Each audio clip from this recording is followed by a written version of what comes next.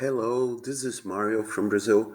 I've been studying Chinese medicine for 30 years now, and I decided to put out a course of basic concepts of Chinese medicine, kind of actualizing this knowledge on my practice and see how I can,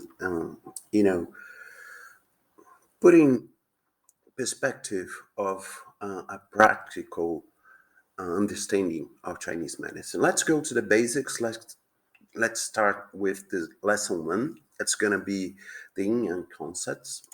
So yin yang concepts, they're very core concepts on Chinese medicine, and actually it extends to the whole philosophy that goes throughout China. It is present on martial arts, on feng shui, and other sciences that developed throughout Chinese history. So here is kind of the development of the character. So first of all, we're gonna start on the bottom part. On the left, we have the moon character and a character for place, or you know it represents darkness, it represents um, shadow, it represents the feminine aspects, actually the earth aspect, all those forms that are related to this in aspects. And another thing that I would like to share, that actually those inner channels, there are actually more in channels, they really run on a kind of energy that looks like darkness. So on opposite of the energy that comes from the sky, from heavens, that's the young energy that is on the right, that is represented for the character sun.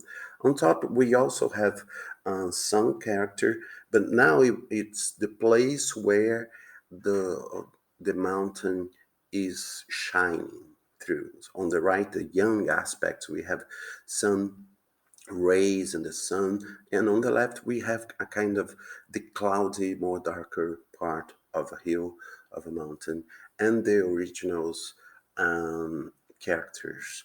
So on top, so let's talk a little bit about an example. What does that mean on practice? Like the symbol of Tai Chi, we have the right hand of this practitioner that is completely left lightly. So it's the in aspect, it releases, there's no strength on that. Let go. And on the left of the practitioner, we have a standing hand. The right shoulder is up, the left shoulder is down. The hip on the right leg has strength, the left leg is only holding the position. So all this aspects of strength and release, like a heart pump, we always have this basic core concept in Chinese thought, and you can really extend this throughout a very basic. It's not only dualistic, but also how we can integrate, how you can really make an alchemy out of this. So that's just an example how we can relate to this principle. So on more practical level, we can consider that all young channels actually move from the sky to the earth through the body. We considering the six main channel, or sometimes called unitary channel, Tai Yin, Tai Yang, all those six channels that are really integrate. Like a lot of people don't know, but like the hand Tai Yin or Shou Tai Yin is really the lung meridian, and the time that continues on the leg is the spleen meridian. So the basic concept is that there are young channels flowing um, top down and in channels flowing bottom up. That's very important concept, and it relates to practice in Chinese medicine. So let's go deeper on the diagram. what is the actual name of this diagram? We call it the yin-yang symbol, but it really means the Tàijítú. I'm not going to pay attention to my Ping pronunciation, but it, in a broad sense, it means the final, the ultimate diagram that represents reality, that represents the core principle of the universe. So it's really a fundamental cosmic principle, but it's not meant to be represented in a 2D dimension, like on a flat piece of paper. That's we usually see the symbol. It is related to the movement of fish in a lake, two fishes dancing. That's what this symbol kind of represents to. It represents a dynamic, very always changing movement of transformation by energy. And in a more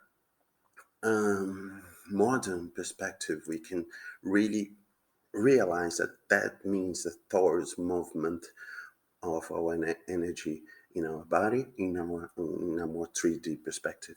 So all the time we are moving energy that kind of works like a battery, like a magnet. We are receiving young or bright energy from the top, and we are releasing and also receiving this dark energy. That kind of creates a pole of chill energy. And then the Zen character that represents a human person, it really represents a connection from a yang supported by an yin dimension. So human beings are considered a bridge between heaven and earth, and that's been present throughout all of Chinese thinking, and it's very important to comprehend. So those are many examples of how this principle is really a very deep and profound, and is present everywhere. So we have a magnet. We can see magnet fields, how they work. We see cell divisions. We see a tree with roots and branches. We see a human being with the heart pumping, an apple, a hurricane, the magnetic field of the earth, and we can really see how the whole galaxy and maybe the whole universe and space-time can fold on itself like that. So just something to keep in mind, because even though those are very, macroscopic and also microscopic aspect of these relations, we really need this core concept to practice Chinese medicine very well. So another metaphor is consider that we are like a battery.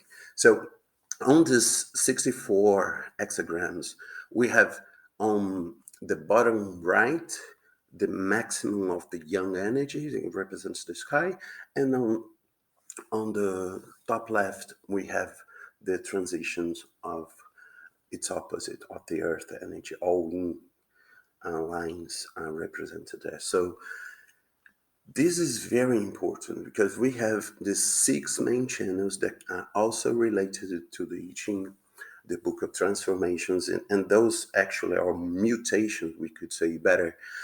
These mutations or it means instant transformation of energy, it happens because the magnetic field shifts instantly. And that's the reason we can apply acupuncture to the many lines of this mutations, patterns, and we can have instant results. So let's now go to a more practical way, Mario. I'm just starting on Chinese medicine. I want to know how is my yang, so you can check yourself. If you raise in the morning with the sun, with a lot of energy, kind of feeling that you want to celebrate life, feeling good, your yang energy is doing well. And also, if you sleep very well, and when the sun sets, you get all your hormones kind of in sync with nature. And we must tell that the indeficiency pattern is really prevalent. A lot of people cannot sleep well because of our culture, lights coming from cell phone, a lot of information kind of moving our heart or our consciousness to process all this information that's coming. That leaves us with a lot of young energy, and that on the complementary aspects is going to produce some indeficiency. On our culture that is very sick because of indeficiency, we can consider that that's one of the causes that reflects on global warming. On our body, because Chinese medicine is a very ecological thinking, we when we are considering Chinese patterns and aspects, we are really watching for nature and its elements and its energies like heat, cold, and we're going to talk about that on later lessons. But we live in a society that suffers from chronic indeficiency. So on a personal level, we can see the rise on autoimmune diseases. They are also on its core related to indeficiency.